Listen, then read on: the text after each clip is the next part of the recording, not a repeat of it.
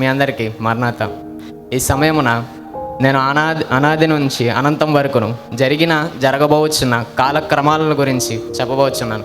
మొదట దేవుడు, 2 దేవుని లక్షణములు, 3 అనాది సంకల్పన, 4 దేవదూతలు, 5 సైతాను, 6 సృష్టి నిర్మాణము మానవ నిర్మాణం, 7 పాప ప్రవేశము రక్షణ వాగ్దానం, 8 పాప వృద్ధి, 9 నోవాహు కాలము, 10 జలప్రలయ కాలం, 11 షేము హాము యాపేతుల కాలం, 12 షేములో నుంచి వచ్చిన అబ్రహాము, 13 ఇస్సాకు కాలం, 14 యాకోబు కాలం, 15 యోధా గోత్రము, 16 దావీదు కాలం, 17 నిరీక్షణ కాలం, 18 నిశ్శబ్ద కాలం, 19 బాప్తిసమిచ్చి యోహాను కాలం, 20 యేసు ప్రభువారి కాలం, ఇదే మొదటి రాకడ, 21 పెంతుకొస్తు కాలం, 22 ఆది క్రైస్తవ సంఘకాలం, 23 హింసకాలం, 24 బైబిల్ దాచబడిన కాలం, 25 బైబిల్ బయలుపరచబడిన కాలం, 26 మిషనరీల కాలం, 27 నవీన సంఘకాలం, 28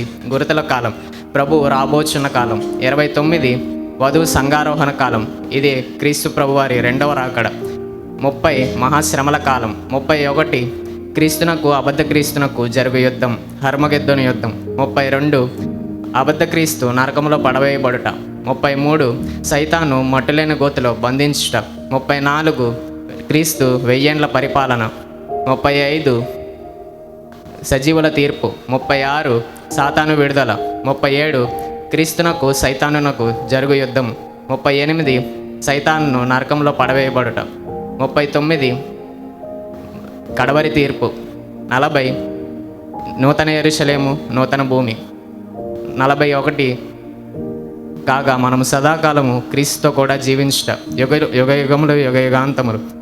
ఈ 41 అంశములు ప్రతి క్రైస్తవుడు తెలుసుకొనుట ఆవశ్యకం. కాబట్టి వీటిని తెలుసుకొనొచ్చు, గైకొనొచ్చు క్రీస్తు 2వ రాకడ కొరకు సిద్ధపడదాం. దేవునికే మహిమ కలుగునగాక. ఆమేన్.